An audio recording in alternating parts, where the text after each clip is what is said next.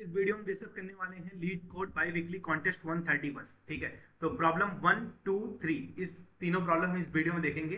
तो पहले प्रॉब्लम 1 की बात करते हैं डायरेक्टली। प्रॉब्लम ये क्या बोल रहा है, find the jaw of numbers which appears twice. इसका मतलब है कि आपके पास एक एरे गिवन है, उस एरे में जो है कुछ नंबर्स ऐसे हैं जिनकी फ्रीक्वेंसी 2 बार है और कुछ ऐसे नंबर्स हैं जिनकी फ्रीक्वेंसी 1 बार है। तो आपको उन सभी नंबर्स का जॉर लेके बताना है जिसकी फ्रीक्वेंसी 2 बार है। ठीक है, अगर हम एग्जाम्पल के रूप में देखें, जैसे ये दिया गया है, अपने को क्या दिया गया, 1 2 1 3। ठीक है, तो इसका फ्रीक्वेंसी कितना दिया गया है, 1 बार। इसकी फ्रीक्वेंसी कितनी है, 1 बार। बट अगर हम देखें इस 1 को, तो इसकी फ्रीक्वेंसी कितनी बार आई है, 2 बार आई है। तो ऐसा ये गारंटी है कि किसी की फ्रीक्वेंसी या तो 1 बार आएगी या तो 2 बार आएगी, 3 बार नहीं आ सकती। ठीक है, तो अब जैसे ये मान लीजिए 1 की फ्रीक्वेंसी आई है हमारे पास दो बार, तो इसका जॉर हो गया 1। एक तो दूसरा कोई नंबर है ही नहीं जो जिसकी फ्रीक्वेंसी 2 बार आई हो। अगर होता तो हम इस 1 का जॉर किसके साथ ले लेते, उस नंबर के साथ ले लेते, और फाइनली हमको रिटर्न कर देना है आंसर। तो इसमें क्या है, इसमें कुछ भी नहीं है। इस प्रॉब्लम में बस एक चीज आप क्या कर सकते हैं कि कोई भी एक डेटा स्ट्रक्चर आप ले सकते हैं जो मेंटेन कर सकते हैं कि ठीक है यार, एक नंबर आप इस नंबर पे आइटरेट कर सकते हैं। मान लीजिए ये आपके पास नंबर है A1 A2 A3 A4 so on, मान लीजिए AN नंबर है। आप इस नंबर पे जाएंगे, आप एक अभी आपके पास एक डेटा स्ट्रक्चर है, कोई भी आप कहीं भी स्टोर कर सकते हैं, ये कुछ भी बना सकते हैं आप। ये या तो आप मैप बना लीजिए या तो आप इसको सेट बना लीजिए। ठीक है, और अगर नंबर रेंज में है तो आप इसको वेक्टर बना लीजिए, एरे बना लीजिए, कुछ भी आप बना लीजिए। अब आप इस A1 नंबर पे जाएंगे और आप ये चेक करेंगे कि A1 क्या इस मैप में या इस सेट में या इस वेक्टर में जो भी आप यूज कर रहे हैं उसमें पहली बार आ रहा है या दूसरी बार आ रहा है।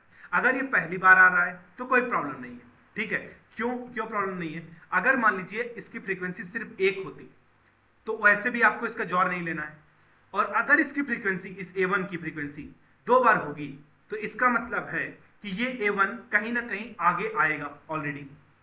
तो अगर ये A1 अभी तक इस आपके डाटा स्ट्रक्चर्स में प्रेजेंट नहीं है तो आपको आगे बढ़ना। अगर ये A2 मान लीजिए आया और A1 इक्वल टू A2 है इन केस सपोज, ठीक है, तो इसका मतलब ये है कि इस A1 और A2 का फ्रीक्वेंसी यहीं पे, यही A1 इक्वल टू A2 है, तो इसका मतलब यही वो नंबर है जो क्या कर रहे हैं, यही वो नंबर है जो डुप्लीकेट मीन्स इसकी फ्रीक्वेंसी 2 बार है। तो इसका मतलब अगर ये सेकंड टाइम आ रहा है, मतलब ये डेटा स्ट्रक्चर में ऑलरेडी प्रेजेंट है, तो इसका मतलब ये सेकंड टाइम आ रहा है। तो अगर ये सेकंड टाइम आ रहा है तो इसका मतलब वो टाइम आ चुका है जब आपको इस नंबर का जॉर लेना है।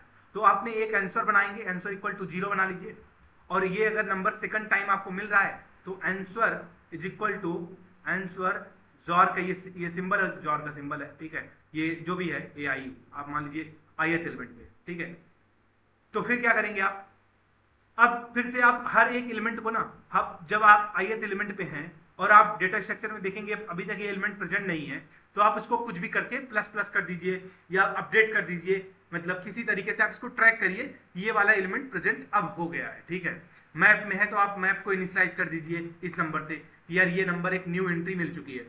फिर आगे जाइए, अगर वो नंबर मैप में ऑलरेडी एग्जिस्ट करता है तो इसका मतलब आपको ये वाला स्टेप करना है, जॉर लेना है। ठीक है, अगर आप इसको बेसिक कोड देखिए तो आपको वहां से ज्यादा क्लियर हो जाएगा। ठीक है, तो इसको एक सेकंड हटाते हैं। तो इसमें कुछ नहीं है, इसमें बस यही था कि आप जो भी प्रॉब्लम बोला गया है डायरेक्टली उस प्रॉब्लम को ही सुनना है कि अगर सेकंड एलिमेंट का जॉर लेना है तो आपको आइटरेट करना है, और जैसे ही नंबर सेकंड बार मिलता है तो आप जॉर ले लीजिए। ठीक है, जैसे आपने यहाँ क्या बना दिया, मैप बना दिया, इंट आंसर 0 कर दिया इनिशियलाइज, फिर आपने यहाँ पे एक आइटरेट एक लूप बना दिया, उस लूप में आप हर एक नंबर को चेक कर रहे हैं।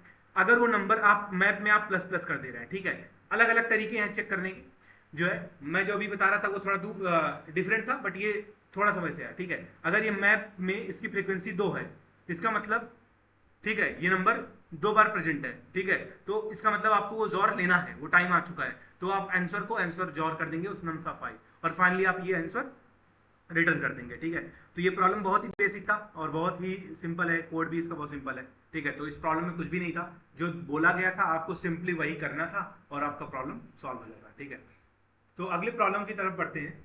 ये प्रॉब्लम है second, find occurrences of the element in an array. ठीक है, तो इसमें क्या है, इस प्रॉब्लम को अगर हम ये पूरी कहानी ना पढ़ के, ये पूरी कहानी को अगर हम डायरेक्ट एग्जांपल से मैं आपको समझाऊं तो इसमें ये है कि आपके पास एक एरे दिया गया है, ये नम्स एरे दिया गया है, आपको क्या दिया गया है, एक क्वेरी दी गई है, और ये क्वेरी और नम्स एरे ये दोनों साइज इक्वल नहीं है, ठीक है। तो ये दोनों साइज कुछ भी हो सकते हैं, ठीक है। आपको ये प्रिडिक्ट नहीं करना है कि दोनों का साइज बराबर है, और आपको एक एक्स दिया गया है, ठीक है। तो तीन चीजें आपको दी गई हैं। The first thing is x, the second is nums and the third is queries. अब आपको बताना क्या है, ये जो x है, x, ये x वाली वैल्यूज इसमें प्रेजेंट होंगी, ठीक है। कहां कहां पे प्रेजेंट है आप ये देख लीजिए, जहां जहां पे भी प्रेजेंट है, ठीक है। मान लीजिए ये पहले वाले इंडेक्स पे प्रेजेंट है, 0 पे प्रेजेंट है 1, और कहां पे प्रेजेंट है, 2 पे प्रेजेंट है। 0 बेस इंडेक्सिंग आप मान के चलिए, ठीक है। तो 0 पे प्रेजेंट है और 1 पे प्रेजेंट है।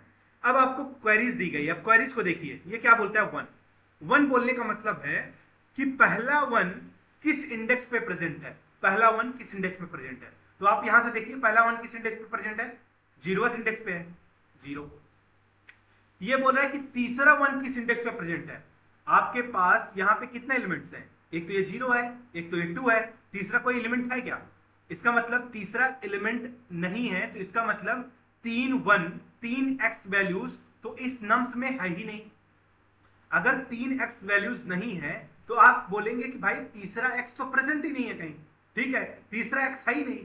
तो उस केस में आपको आंसर क्या कर देना है, -1 करना है। फिर आप देखेंगे, फिर आप इस पे अगली क्वेरी पे जाएंगे, कहेंगे 2 मतलब दूसरा 1 कहां पे है, दूसरा एक्स कहां पे है। तो आपने ये जैसा कि ये पोजीशन ऑफ एक्स आपने रख लिया यहां पे, पोजीशन ऑफ एक्स, ठीक है।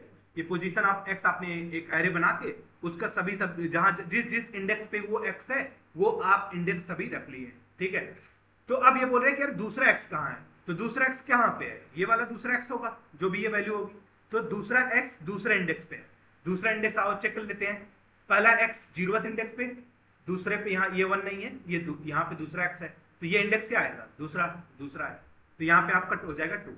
अब अगली क्वेरी क्या है, अगली क्वेरी है 4 क्या बोल रहा है कि 4th एक्स कहां पे है। क्या इसमें आपको 4th एक्स कहीं दिख रहा है, 2 ही एक्स दिए गए हैं, तो 4th एक्स है ही नहीं, तो वहां पे भी आपको -1। तो आपको सिंपल इस प्रॉब्लम में इतना करना है, जिस जिस पॉइंट पे ये आपको 1 दिया गया है, 1 नहीं सॉरी मैं 1 बोल रहा हूं, जिस जिस पॉइंट पे आपको ये x दिया गया है इस नम्स में, इस नम्स में जिस जिस पॉइंट पे आपको x दिया गया है उस चीज को आप एक पोजीशन ऑफ x मतलब कोई एक वेक्टर बना लीजिए, इसका मान लीजिए इंडेक्स नाम का वेक्टर बना लीजिए कि आप इंडेक्स स्टोर करने जा रहे हैं। किसका इंडेक्स स्टोर करने जा रहे हैं, x का इंडेक्स स्टोर करने जा रहे हैं, ठीक है। और आप इसको आइट्रेट करिए, नम्स को आइट्रेट ही करेंगे ना, उसका इंडेक्स फाइंड करना है। तो सभी के सभी इंडेक्स आप स्टोर कर लीजिए इसमें, ठीक है, इंडेक्स नाम के वेक्टर में। उसके बाद क्या करिए, आपको इस क्वेरी पे आइट्रेट करना ही है, ठीक है, क्योंकि उसी का तो आंसर आपको देना है ना। अब वो क्वेरी जो भी होगी उस क्वेरी की वैल्यू, मान लीजिए इस क्वेरी की जब आप query of q of i जाएंगे, अगर ये q of i is greater than index dot size, मतलब उस number of frequencies of x से अगर वो बड़ा हो गया q ऑफ i, तो इसका मतलब हो गया कि उतना नंबर x का तो प्रेजेंट ही नहीं है, इतना नंबर x का तो प्रेजेंट ही नहीं है। तो आपको क्या कर देना है, अपने आंसर में पुश बैक कर देना है -1। इल्स के केस में क्या करना है, ये इफ लगा दीजिए, अगर ये इफ केस है। एल्स के केस में क्या करना है, आंसर में क्या पुश करेंगे आप, आंसर डॉट पुश बैक क्या करेंगे, जो भी ये इंडेक्स है और वो जो भी आप ये फ्रीक्वेंसी आप जो भी पूछ रहे थे, ठीक है, ये सेकंड नंबर अगर था तो सेकंड नंबर 1 कहां पे प्रेजेंट है, तो सेकंड नंबर 1 कहां पे प्रेजेंट है, लेकिन आप यहां पे 0 बेस इंडेक्सिंग है, ये 0 है, ये 1 है, ये 0 वाला बता रहा है कि पहला 1 कहां पे है, पहला वाला बता रहा है, ये फर्स्ट इंडेक्स बता रहा है कि दूसरा 1 कहां पे है, ठीक है। तो आपको यहां क्या करना है, आंसर डॉट पुश बैक क्या करेंगे आप, यहां पे इंडेक्स ऑफ ये q ऑफ i -1, ठीक है। ये सिंपल बस इतना सा बेसिक कोड है, कुछ भी नहीं है, ठीक है। और इंडेक्स में आप क्या स्टोर करेंगे, इंडेक्स में आप ये सब स्टोर करेंगे, ये x की पोजीशन स्टोर करेंगे, बस इतना सा कोड है, ठीक है। अब देखते हैं इस कोड को, ठीक है, और आपको समझ में आ जाएगा। कुछ भी नहीं था इस प्रॉब्लम में, इस प्रॉब्लम बस इतना सा था कि आपको एक आइट्रेशन करना था, जहां जिस जिस पोजीशन पे आपका 1 प्रेजेंट है उसको तो आपको पहले ही निकालना ही पड़ेगा, ठीक है। तो आप उसको एक डेटा स्ट्रक्चर में रख लिए, ठीक है, एक डेटा स्ट्रक्चर आपने बनाया, उसमें आपने क्या रख लिया, पोजीशन ऑफ एक्स, ठीक है। अब आप क्या करेंगे, आइट्रेट करेंगे, आइट्रेट करेंगे कहां पे, आइट्रेट ऑन क्यू, मान लीजिए ये क्वेरी, उस पर आइट्रेट करेंगे। अगर क्वेरी ऑफ आई की साइज बड़ी हो गई, क्वेरी ऑफ आई की वैल्यू बड़ा हो गया इस पोजीशन के, मतलब जहां पे आप स्टोर कर रहे हैं उस डेटा स्ट्रक्चर से, इसका मतलब उतना एक्स प्रेजेंट ही नहीं है, तो आपको क्या करेंगे, आंसर -1 करेंगे पुश। अदरवाइज क्या करेंगे, जो भी वो इंडेक्स होगा उसको आप रखेंगे, ठीक है। तो ये सिंपल सा लॉजिक है, इसमें कोई रॉकेट साइंस नहीं है, बहुत बेसिक सा है, ठीक है। आप अगर बेसिक प्रोग्रामिंग करते हैं तो आपसे ये प्रॉब्लम हो जाना चाहिए था, ठीक है। तो अब ये देख लेते हैं सोल्यूशन में क्या है। मैंने एक डेटा स्ट्रक्चर बनाया, वेक्टर नाम का इंडेक्स बनाया, उस इंडेक्स में क्या कर दिया, उस इंडेक्स में जिस जिस पोजीशन पे नम्स ऑफ आई है, ठीक है, मतलब नम्स ऑफ आई एक्स के बराबर है, उस इंडेक्स को मैंने क्या कर दिया, पुश कर लिया। अगला स्टेप क्या किया, अगला स्टेप बस वो क्वेरी पे मैंने क्या किया, आइट्रेट कर दिया। और क्वेरी पे जब आइट्रेट किया तो देखा अगर क्वेरी की वैल्यू बड़ी है, ठीक है, क्वेरी की वैल्यू अगर बड़ी है इस इंडेक्स डॉट साइज से, तो आंसर में क्या कर दिया मैंने, पुश -1 कर दिया। अदरवाइज वही इंडेक्स पे जो वैल्यू है, ठीक है, उस वैल्यू पे जो प्रेजेंट है उसको मैंने पुश कर दिया, सिंपल, ठीक है। तो ये बेसिक कोड है इसका भी, ठीक है। तो इसमें भी कोई बहुत बड़ा चीज नहीं था इस प्रॉब्लम में, सिंपल प्रॉब्लम था, सिर्फ आपको बेसिक चीजें डाटा स्ट्रक्चर के बारे में यूज होनी चाहिए थी, कैसे स्टोर करना है, कैसे आइट्रेट करना है, ठीक है। तो सिंपल था। तो प्रॉब्लम सी देखते हैं। ये प्रॉब्लम थोड़ा सा इंटरेस्टिंग है और थोड़ा सा चैलेंजिंग है जो है। इसमें इस प्रॉब्लम में जो मैं कॉन्सेप्ट बताने वाला हूँ, ये कॉन्सेप्ट हमेशा यूज होता है, ठीक है, बहुत सारे प्रॉब्लम्स में यूज होता है ये, ठीक है। कैसे रियल टाइम में आपको अपडेट करना है, ठीक है, मतलब ये प्रॉब्लम आपको सिखाता है कि रियल टाइम में कैसे आप अपडेट करेंगे चीजों को, कैसे डील करेंगे, कैसे चेंज करेंगे। और एक प्रॉब्लम इससे रिलेटेड है, मतलब इससे रिलेटेड नहीं आप बोल सकते, बट इससे थोड़ा सा मिलता जुलता प्रॉब्लम है और इससे बहुत अच्छा प्रॉब्लम है। LRU इम्प्लीमेंटेशन ऑफ LRU, ठीक है, लीस्ट रिसेंट यूज्ड एलिमेंट, ऐसा कुछ है, ठीक है। तो आप इसको जरूर ट्राई करिएगा, LRU वाला प्रॉब्लम आप सर्च कर लीजिएगा, लीड कोड पे भी है और GFG पे है, हर प्लेटफॉर्म पे है। तो ये प्रॉब्लम आपको बहुत ही ज्यादा हेल्प करेगा, ठीक है, ऐसे प्रॉब्लम्स को सॉल्व करने के लिए, ठीक है। और वैसे इस प्रॉब्लम में LRU का दूर दूर तक कहीं LRU लग नहीं रहा है, बस उसका बेसिक सा छोटा सा आइडिया लग रहा है, ठीक है। जब आप इसको सॉल्व करेंगे आपको पता चल जाएगा, ठीक है, बहुत छोटा सा आइडिया उसका लग रहा है, ठीक है। ये प्रॉब्लम भी इतना टफ नहीं है, ठीक है। तो अब देखते हैं ये प्रॉब्लम बोल क्या रहा है, ठीक है। इस प्रॉब्लम में मैंने पहले एक गलती कर दी थी, स्मॉल रॉन्ग सबमिशन कर दिया था, तो वो भी बताऊंगा आपको क्यों कर दिया था, क्योंकि कंस्ट्रेंट पे ध्यान नहीं दिया मैंने, ठीक है। ये जो लिमिट थी ना, ये लिमिट पे मैंने ध्यान नहीं दिया। मैंने सोचा लिमिट है, मतलब लिमिट इंटीजर है, ठीक है, तो इसका मतलब ये रेंज में होगा, बट ये लिमिट मतलब 10 की पावर 10 टू द पावर 9 के बराबर है, ठीक है। आप कंस्ट्रेंट में देखिएगा, वो मैंने ध्यान नहीं दिया था, ठीक है। तो पहले ये प्रॉब्लम हम देखते हैं क्या है, ओके। प्रॉब्लम ये बोल रहा है कि आपको दिया गया है लिमिट की वैल्यू दी गई है। लिमिट ये बता रहा है कि आपके पास इतने पोजीशंस हैं, ठीक है, इतने समझ लीजिए इतने बॉल्स हैं, नहीं इतने बॉल्स नहीं है, इससे +1 बॉल्स है, ठीक है, लिमिट +1 बॉल्स है, यहाँ पे देखिए, ठीक है, लिमिट +1। मान लीजिए लिमिट की वैल्यू थी 4, एग्जाम्पल समझते हैं तो प्रॉब्लम बहुत जल्दी क्लियर हो जाएगा, ठीक है। तो लिमिट की वैल्यू थी 4, तो आपने बना दिया 1 ball, 2 ball, 3 ball, 4 ball, 5 ball, ठीक है। अब आपको क्या करना है, आपको अभी ये क्या था, इनिशियली ये 5 बॉल थी आपके पास, और इस समय कोई कलरिंग नहीं है इस बॉल पे, 5 के पांचों बॉल में नो कलर, कोई भी कलर नहीं है, ठीक है, बिना कलर के पांचों बॉल रखे गए हैं। हालांकि मैंने जो बॉल्स बनाए हैं उसमें कलर्स हैं, बट आप उसको इग्नोर करिएगा, ठीक है। मान लीजिएगा कोई कलर नहीं है, अगर बिना कलर के करेंगे तो दिखेगा ही नहीं, ठीक है।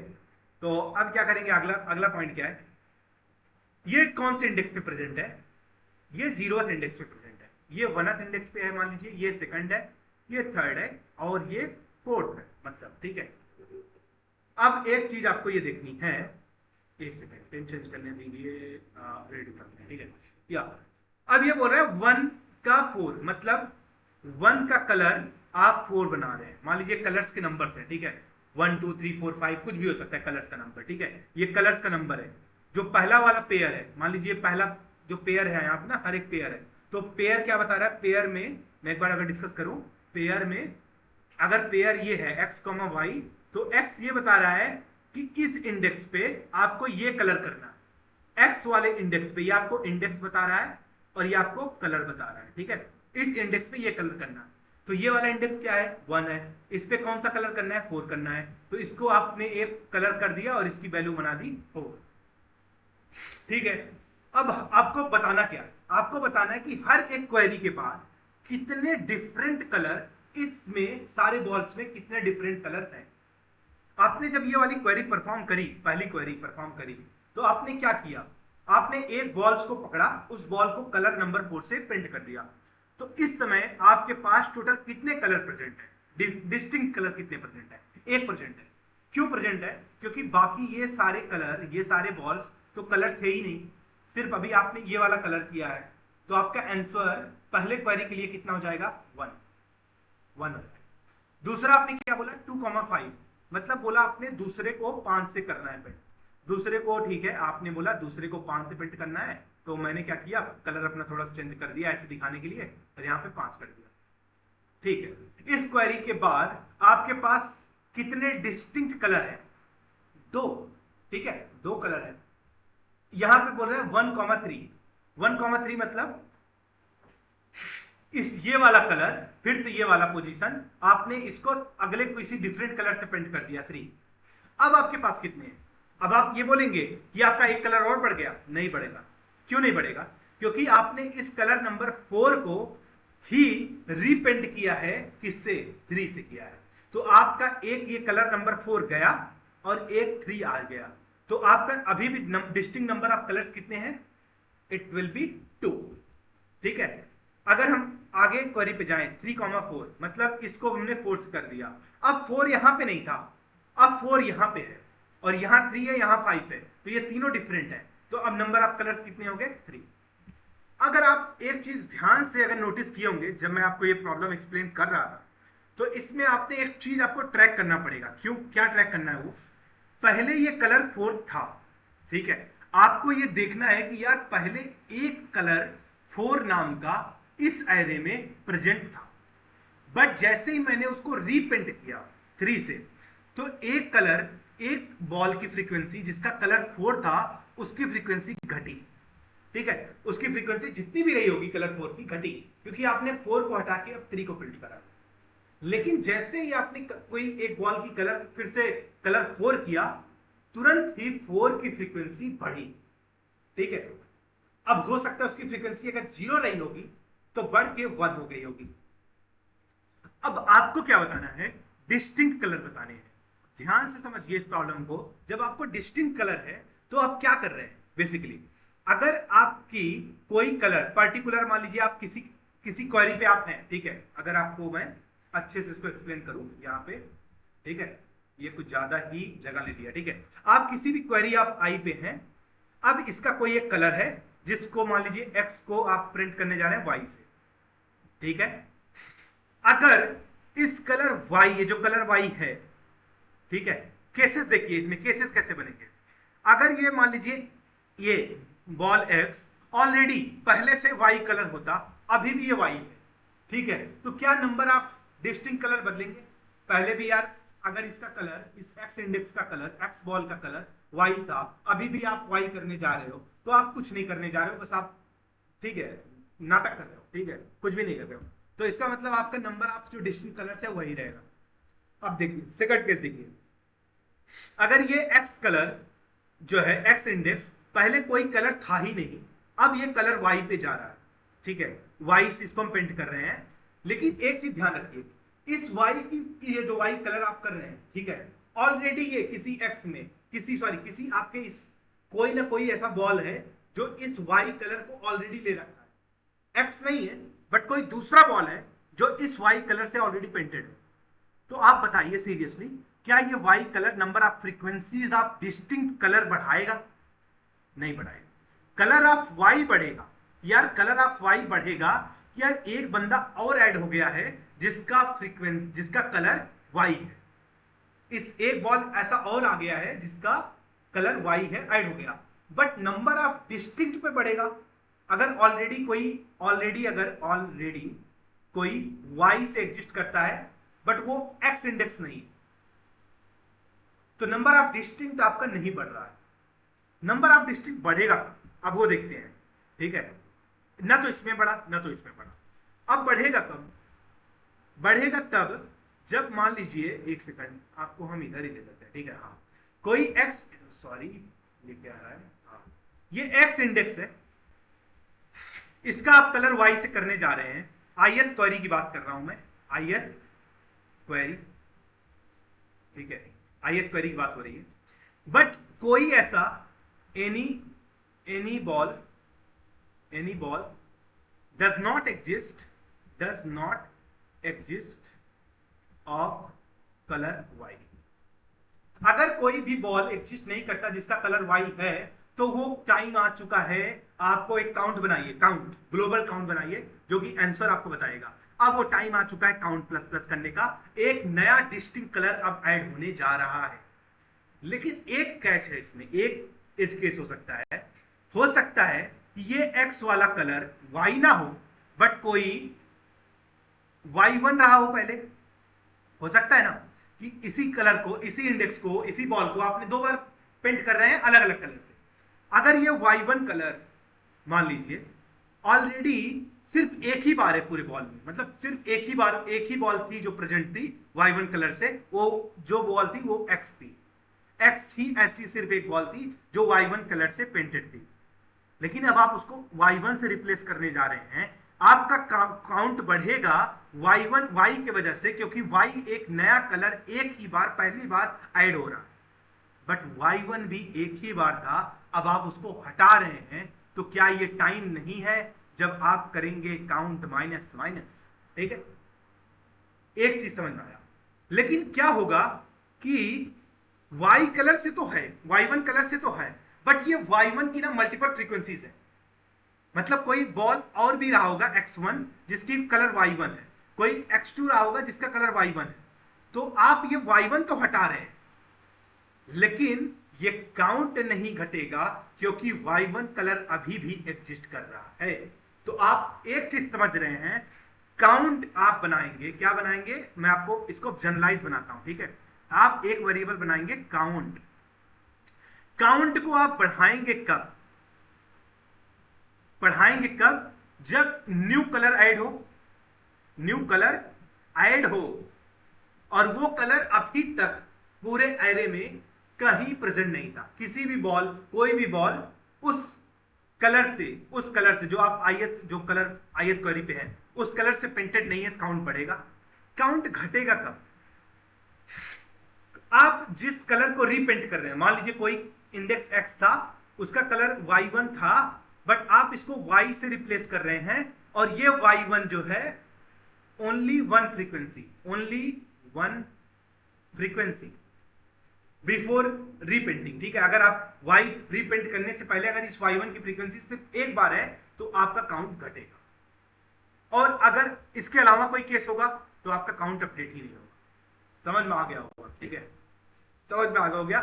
बस इसमें थोड़े से केस बनाइए कि काउंट कब बटेगा घटेगा, ठीक है। आप इसमें मैप बना लीजिए, 2 मैप बना लीजिए, ठीक है। मैं आपको एक बेसिक अपना कोड बता दे रहा हूं, बट ये कॉन्टेस्ट के टाइम पे कोड है, हो सकता है थोड़ा सा सिंपल है, बट हो सकता है कुछ लाइंस आपको ज्यादा लगे, बट बहुत सिंपल कोड मैं लिखता हूँ कॉन्टेस्ट के टाइम पे, ठीक है, क्योंकि मेरी आदत नहीं है कॉम्प्लेक्स कोड लिखने का, बट ठीक है, ठीक है, आपको समझ में आ जाएगा। मैंने क्या बनाया है, एक सेकंड, इसको मेरे को ना फुल कर देना चाहिए, हाँ ठीक है, फुल हो गया। और क्या और कर सकता हूँ? हाँ मैं और कर सकता हूँ, ठीक है, चलिए ठीक है। इसमें क्या बनाया मैंने, सिंपल से अगर आप कोड समझेंगे, हमने बनाया एक मैप करंट कलर, एक बना दिया मैप, ठीक है। अब इसका देखिए, पहले मैंने क्या बनाया था, vector of current colour, vector of current colour बनाया था। मैंने सोचा था ठीक है, मेरा बॉल है 0 है, 1 बॉल है, 2 बॉल है, ठीक है, लिमिट नंबर ऑफ बॉल्स है, बट मैंने ध्यान नहीं दिया कि जो लिमिट है वो ना 10⁹ है, मतलब इतने बॉल्स प्रेजेंट हो सकते, ठीक है। तो इसके लिए मुझे मैप बनाना पड़ा, ठीक है, तो इसलिए मैंने छोटा सा एडिट किया, क्या किया, मैप बनाया करंट कलर। करंट कलर मतलब करंट कलर अगर कोई भी इंडेक्स होगा x, वो बता देगा कि अभी पेंटेड है या नहीं। अगर इसकी वैल्यू अभी तक कुछ है ही नहीं, आप इसको इनिशियलाइज ही नहीं किए किसी y से, इसका मतलब अभी तक कलर है ही नहीं। बट आप जैसे इसको इनिशियलाइज करेंगे तो इसका मतलब current of colour x equal to Y, ठीक है। और ये मैप मेरा क्या बता रहा है, मैप ये बता रहा है कि मैप ऑफ ये वाला कलर वाई कितनी बार आ रहा है, कितनी बार आ रहा है, मतलब कितने बॉल्स ऐसे हैं जो ये कलर ऑफ वाई से पेंटेड, ठीक है। और एक मेरा वेरिएबल मैंने क्या बनाया है, काउंट। काउंट क्या बनाएगा, काउंट सिंपल ये बताएगा कि अभी डिस्टिंक्ट कलर कितने हैं, ठीक है, मतलब इस क्वेरी को परफॉर्म करने के बाद कितने नंबर ऑफ डिस्टिंक्ट कलर हैं, ठीक है, ये बताएगा। और आंसर मेरा क्या बताएगा, सिंपल क्वेरी जो परफॉर्म कर रहा हूं उसमें सारे आंसर हमने वहां पे पुश किया, वही आंसर है, ठीक है। हर एक क्वेरी पे मैं गया, आइटरेट हुआ, क्वेरी की मैंने क्या देखा, इंडेक्स पहले निकाल लिया, एक्स निकाल लिया, इंडेक्स बता रहा है, कलर निकाल लिया जिससे कलर पेंटेड वाले पेंट करने वाले हैं। और अगर इस करंट इंडेक्स का अभी तक पेंट ही नहीं है, मान लीजिए ये 0 है मतलब पेंट ही नहीं है, ठीक है, तो पेंट ही नहीं है तो कलर ही नहीं हुआ है जब कलर ही नहीं हुआ है, अगर वो कलर जो कलर से अगर आप पेंट करने वाले हैं, ये ठीक है, कलर से आप पेंट करने वाले हैं, ये कलर की फ्रीक्वेंसी अगर अभी तक 0 है, इसका मतलब वो टाइम है ना कि अब आपको बढ़ानी है, क्योंकि अभी तक इसकी फ्रीक्वेंसी 0 थी, अब आपको फ्रीक्वेंसी बढ़ानी है। और फ्रीक्वेंसी आप ये कलर भी बढ़ाएंगे आप, तो मैप आप कलर भी बढ़ गया, और कलर ऑफ एक्स में आप क्या कर दिया, उस इंडेक्स का कलर, उस बॉल का कलर आपने कलर से बना दिया, सिंपल। अगर ऐसा केस नहीं है, अगर उसकी फ्रीक्वेंसी ऑलरेडी कहीं थी, कहीं ऑलरेडी वो कलर प्रेजेंट था, तो आप कुछ नहीं करेंगे, आप इस काउंट को नहीं बढ़ाएंगे। क्यों, क्योंकि ये कलर जो भी कलर से आप पेंट करने वाले हैं आईएस पे, ये ऑलरेडी किसी बॉल के पास है, तो ये डिस्टिंक्ट कलर इस बार नहीं बनाने वाला, तो ये काउंट नहीं बढ़ेगा, सिर्फ मैप बढ़ेगा, फ्रीक्वेंसी बढ़ेगी, यानी वो कलर की फ्रीक्वेंसी बढ़ गई है और कलर ऑफ वो इंडेक्स का आपको अपडेट कर, ठीक है। अगर ये केस नहीं है, मान लीजिए वो कलर ऑलरेडी वो कलर है, ठीक है, ये वाला केस था जब आपका पहली बार आप कोई कलर पेंट कर रहे हैं, उस एक्स को, उस एक्स बॉल को पहली बार आप पेंट करने जा रहे हैं, तो आप दूसरा केस क्या देखेंगे, वो एक्स ऑलरेडी अगर कलर्ड है, अगर वो ऑलरेडी कलर्ड है तो सिंपल आप क्या चेक करेंगे कि जो कलर है भाई साहब, पहले वो कलर जो है जो आप पेंट करने वाले हैं वो करंट कलर के बराबर नहीं होना चाहिए, जो भी आप उस इंडेक्स का करंट कलर है, इस इंडेक्स एक्स का जो करंट कलर है, करंट आप इसको बोलिए करंट, उसके बराबर नहीं होना चाहिए, क्योंकि अगर उसके बराबर है तो कोई इंक्रीज होगा, कुछ भी इंक्रीज नहीं होगा, कुछ बदला ही नहीं। अगर उसके बराबर नहीं है तो आप क्या करेंगे, उस करंट कलर का फ्रीक्वेंसी घटाएंगे, फिर उसकी फ्रीक्वेंसी क्या होगी, आप उसका फ्रीक्वेंसी क्या करेंगे, करंट कलर ऑफ एक्स को आप उससे अपडेट कर देंगे, कलर जो करंट कलर है उसका फ्रीक्वेंसी बढ़ा देंगे। अगर उसकी फ्रीक्वेंसी पहला एक बार है, मतलब जो भी करंट कलर है उसकी फ्रीक्वेंसी एक बार है, तो इसका मतलब है कि आपको काउंट बढ़ाना है, क्योंकि कोई ऐसी बॉल एग्जिस्ट ही नहीं करती जो कि वो करंट कलर को स्टोर कर रखी हो या उससे पेंटेड हो, तो आप उस काउंट को बढ़ा देंगे और फाइनली आप आंसर में वो काउंट ऐड कर देंगे, ठीक है। हर बार आपको ऐड करना है इसको, हर एक आईएन फ्रीक्वेंसी के लिए, ठीक है। तो आई होप आपको समझ में आया होगा, ये प्रॉब्लम थोड़ा सा ट्रिकी है, इसमें सारे केसेस आप बना के सॉल्व करिए, खुद ट्राई करिए, हो जाएगा ये प्रॉब्लम, ठीक है। आपको मैंने एक्सप्लेन कर ही दिया है, तो ठीक है, तो मिलते हैं अगले कॉन्टेस्ट में, अगले वीडियोस में, तब तक के लिए आप कोडिंग करते रहिए, ठीक है, थैंक यू।